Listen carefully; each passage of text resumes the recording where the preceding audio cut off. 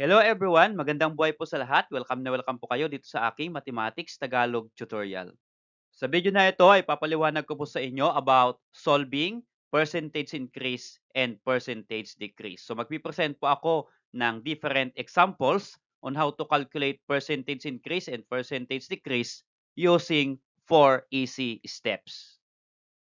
Bago ako mag-present ng examples, ay i-define muna natin yung dalawang terms. First, percentage increase measures the amount of increase in comparison to the original value expressed as percentage.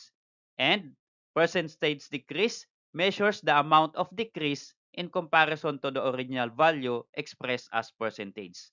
Okay, so halos pagkapareho po ang definition maliban po dun sa word na increase and decrease. So pag sinabi po nating percentage increase, ay tataas po yung amount compare sa original value. Okay? At pag sinabi nating percentage decrease, ay bababa po yung amount compare to the original value. So kapag kinalculate po natin yung percentage increase and decrease, ang sagot po natin is in a form of percentage. So bakit po natin pinag-aaralan to? Karaniwan, ito pong percentage increase and decrease ay ginagamit po sa mga mall, sa mga grocery stores, sa mga sales product. Okay, nag-o-offer po sila ng discount or sale, nalagay po nila 70% or 50%. Ito po ay nakakaakit sa mga mamimili. And also, some company or companies ay ginagamit po nila yung increase and decrease to compare their sales from the previous month. Okay? So, yun po yung importance of increase and decrease or percentage increase and percentage decrease. To calculate percentage increase or decrease, we use these 4 easy steps. For step 1, write down the original value and the new value or identify the original value and new value. For step 2, find the size of the increase or decrease. For step 3, divide the size of increase or decrease by the starting value or by the original value. And for step 4, multiply the result by 100. So using these 4 easy steps ay makakalculate po natin yan. So ipipresent ko po sa inyo yung examples step by step using these 4 easy steps. Aside from 4 easy steps, we use this formula to calculate percentage increase or decrease. So ang formula po ay P percentage is equal to new value minus original value divided by original value times 100. Okay? Pero huwag po kayong malilito, yung ibang book ay gumamit po sila ng other term. Aside from new value, ang ginamit po nila ay end value at yung original value, ang ginamit po nila ay starting value. But the same formula. Okay, so let's start. Unahin po natin percentage increase. For number 1 example, a certain brand of a smartphone increased from 10,000 pesos in January to 15,000 pesos in June due to its more upgraded version. What is the percentage increase in the amount of a smartphone?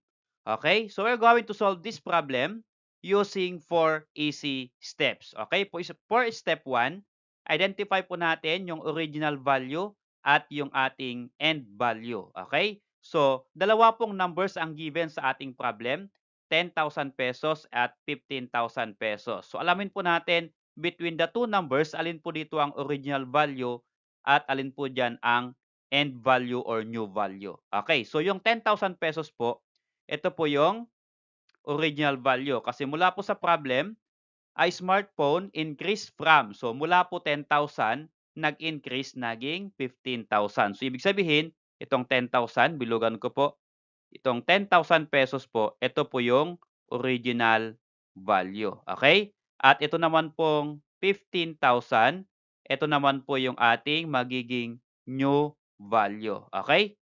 So, lagay po natin sa step 1, ang original value ay 10,000 pesos at ang new value ay yung 15,000 pesos. Okay? So, after ma-determine natin yung original and new value ay proceed po tayo sa step 2. Ang step 2 po natin ay we're going to subtract the new value to the original value or always subtract po natin yung higher number by the smaller number. So, mas malaki po yung 15,000 sa 10,000. So, unahin po natin yan. So, 15,000 minus 10,000 is equal to 5,000 pesos. Okay? After po natin ma-subtract sa step 2, punta po tayo sa step 3. Ang step 3 po ay i-divide po natin yung nakuha nating difference or result sa step 3. Divide po natin. So, 5,000 pesos divide by original value. So, always po, original value po natin i-divide. So, ang original value po natin ay 10,000. Okay? So, 5,000 divided by 10,000, that is equal to 0.50. So, kung di po nyo kayang i-divide ito orally, pwede pong gumamit ng calculator. Okay?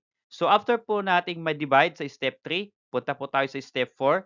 Yung sagot po nating 0.50 ay i-multiply po natin ng 100 para maging in a form of percentage. Okay?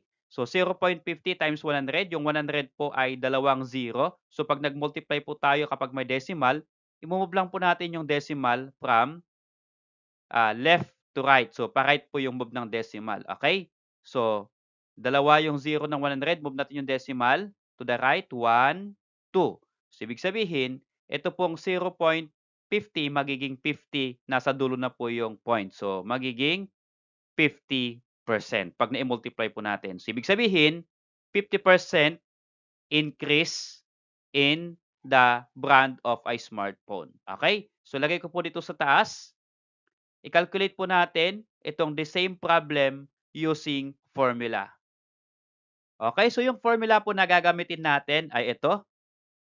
Percentage increase is equal to new value minus original value divided by original value times 100. Okay, again, i-determine lang po natin between the new value and original value yung dalawang given po dito. So, sabi po natin kanina, ito pong 10,000 pesos ay ito po yung original value. Okay? So, substitute po natin dito sa original value dito at ito pong 15,000 pesos, ito naman po yung new value. Kasi nagtaas po yung smartphone, 10,000 to 15,000. Okay, gawin po natin, substitute natin. Ang new value ay 15,000, ito po, minus original value na 10,000 divided by original value 10,000. So always po sa numerator natin, pag nagsusubtract tayo, subtract natin yung mas malaki dun sa mas maliit na value. Okay? Divide by original value times, bring down natin yung 100. Okay? To simplify this equation, subtract muna natin yung numerator natin. So 15,000 minus 10,000. So dito ko po sa side ilagay. So magiging 5,000. Okay? So 15 minus 10 is 5,000. Divided by, copy natin itong 10,000. And then of course, yung 100 po dito, lagay po ulit natin yon. Okay? So yun lang po ang ginawa natin. Nag-subtract lang po tayo sa numerator. And then, first, ay i-divide po muna natin. Okay? So this become percentage increase is equal to 5,000 divided by 10,000 ay 0.50 and then again bring down 100. So multiply natin 0.50 times 100, that is equal to 50%. Since nag-multiply po natin or i-multiply po natin sa 100, gawin po natin in a form of percentage. So 50% increase. So tama po yung sagot po natin kanina na 50% increase using 4 easy steps. So ito naman po ay using formula. Okay, so let's have another example, number 2, to master the lesson. Boyet's weight at the start of December is 50 kilograms.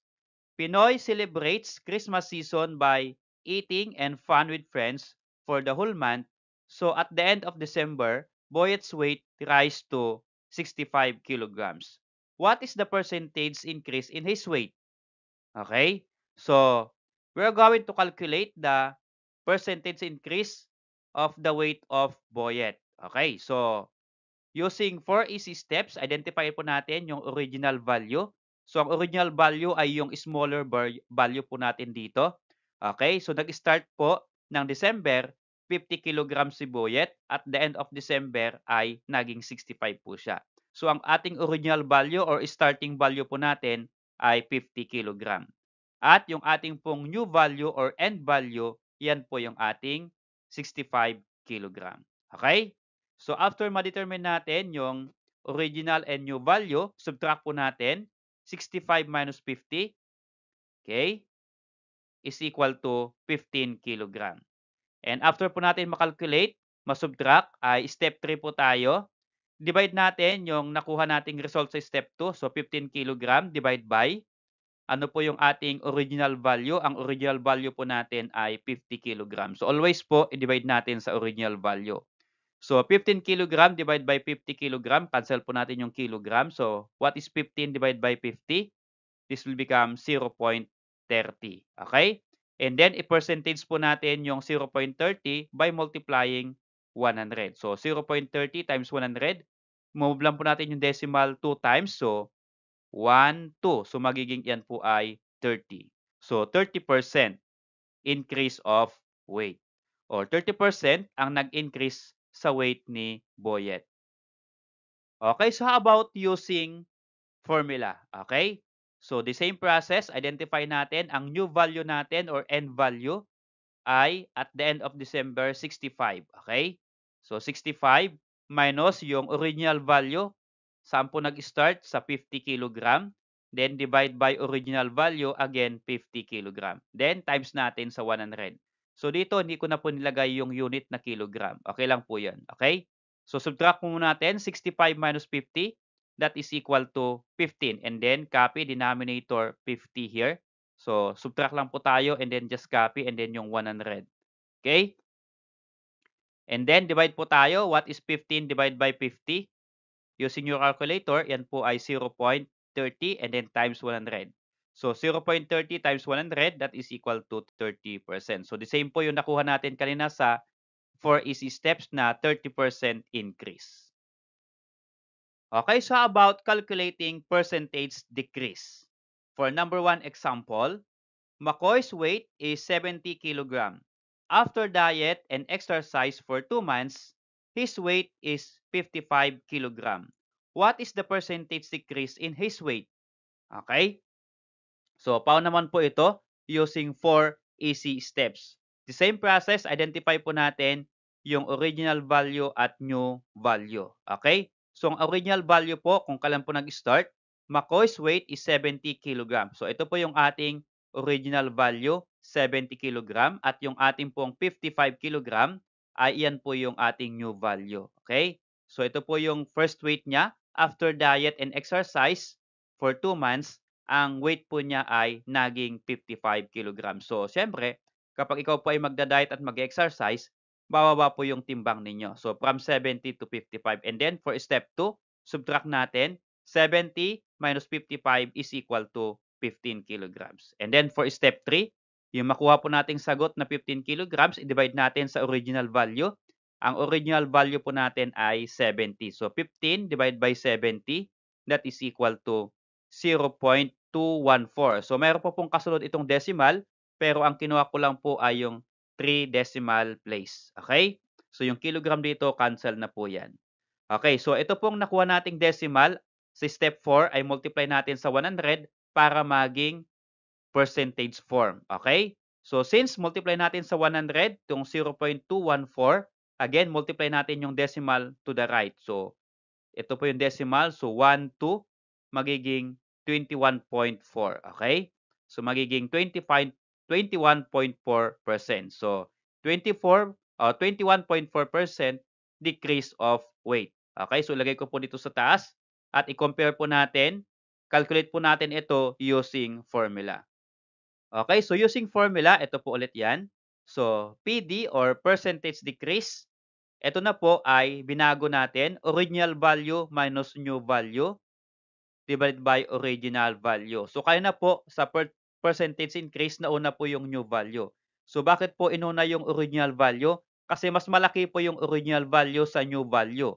Kapag po kasi inuna natin itong 55 minus 70, magne-negative yung sagot natin. Kaya unahin po natin yung 70 minus 55. Basta pag nag-subtract po tayo, unahin po natin yung mas malaki kaysa sa mas maliit na value. Okay? So, if you're going to substitute 70 minus 55 divided by 70. So, yung 70 po, original value, 55 new value. Kaya 70 minus 55 divided by original value na 70. Okay? The same process times 100. Okay? So next step po natin dito ay subtract natin ito, 70 minus 55. Dito ko po ilagay. 70 minus 55 is 15 and then copy natin denominator na 70. Okay? And then times 100. Okay? So ang ginawa lang po natin dito ay nag-subtract po tayo, naging 15. And then divide po natin. 15 divided by 70 is equal to 0.214 times 100. So again, if you multiply 0.214 times 100, that is 21.4%. So 21.4% decrease, okay, in his weight. So the same po sa nakuha natin sa 4 easy steps. Okay, for number 2 problem, to master the lesson, what rate of discount is given if a lady's blouse that regularly for 80 pesos is sold for 60 pesos? Okay, so simple problem po ito. Ang gamitin ko po dyan ay formula. Okay, so identify po natin yung original value and new value. So ang original value po natin ay 80 pesos and then bumaba po, nag-discount po sila, naging 60 pesos. So ngayon, hahanapin po natin yung rate of discount or percentage. So 80 minus 60, original minus new value. Okay? 80 minus 60 divided by ang original value po natin. Saan siya nag-umpisa? Sa 80 po. So divide by 80, then times 100. So subtract natin. 80 minus 60 is 20 divided by bring down 80 is equal to 100. So, yun po ulit, nag-subtract lang po tayo dito. So, 20 divided by 80 is equal to 0.25 then times 100. So, 0.25 times 100, that is equal to 25%. So, the discount is 25%. Okay, for number 3 example, ito naman po ay solving original value or new value. So sa previous examples po natin, ang sinolve po natin ay percentage. Given po yung original and new value. So dito naman po, ang given dito ay yung percentage increase or percentage decrease at yung isang value. So paano po kaya i-calculate yung other value? Okay, let's have this one. Today, there are 45 present students in grade 7 math class. This number of present students is increased or decreased by 10%. How many students should there be yesterday? Okay? So, yung pong given na 45 present students ay ngayong araw at ito pong 45 students na present, ito po ay nag-decrease ng 10% compare yesterday. So, ang hinahanap po ng problem ay how many students should be there yesterday or ilang estudyante po ang present yesterday. Okay? So, we're going to use this formula. Yung formula po ay ni-revise ko at ang revision po, ito na po yung formula for OV or original value. Okay, so yung 45 present students po kasi dito, ito po yung ating new value. Ito po yung ngayon. So ang original value po natin ay yung present kahapon. Yun po yung tinatanong sa problem, yung present yesterday. Okay? Kaya ito po ay OV or original value is equal to new value. Ito po yung 45 na present ngayong araw divided by 1 minus percentage in increase or percentage in decrease. So, yung 1 po ay constant minus ang percentage po, ito po yung given sa problem na percentage. Okay? So, gawin po natin. V is equal to, ano po yung ating new value? Yung present ngayong araw, 45, okay, na estudyante. So, 45 divided by 1 minus yung percentage na given dito. So, 1 minus 10%. Okay? So, ito po yung ating sisimplify to calculate ilan po yung present yesterday. Okay? So, this will become OV is equal to 45 divided by 1 minus 10%. Okay? Ito pong 10% na ito ay i-transform po natin into decimal. Okay? So, paano po i-decimal yan? Pag dinecimal yan, tatanggalin po natin itong percentage and then i-move po natin yung decimal to the left. Okay? So, yung decimal po ay nasa right ng 10. Okay?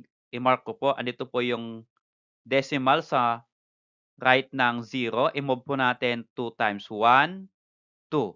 Okay? Nandito na po yung decimal. Okay? So, percentage, dalawa pong 0 sa percentage. move po natin. So, 1, 2. Ito po ay magiging 0.10. Okay? Or 0.1. Pwede rin po. So, 45 divided by 1 minus 0.10. So, kinonvert po natin yung percentage into decimal. Okay? Or pwede naman po, i-divide mo lang po yan. 10 divided by 100, yan po ay 0.10. Or pwede naman pong 0.1 na. Okay? Subtract po natin ito. Okay, so this become 45 divided by 1 minus 0.10 is 0.90 or 0.9. Pwede lang po yan. Okay? And if you are going to divide, 45 divided by 0.9, that is equal to 50. So yung 50 po, ayan po yung number ng students na present po yesterday. Okay? So mula 50 students na present yesterday, naging 45 po yung present today. So yung ibinaba po ng attendance ay 10%. Kasi yung 10% po ng 50 ay 5. Yun po yung ibinaba naging 45. Salamat sa panood mga kaibigan. Kung nagustuhan mo yung video na to, please click like and subscribe kung bago ka pa lang po dito sa aking channel.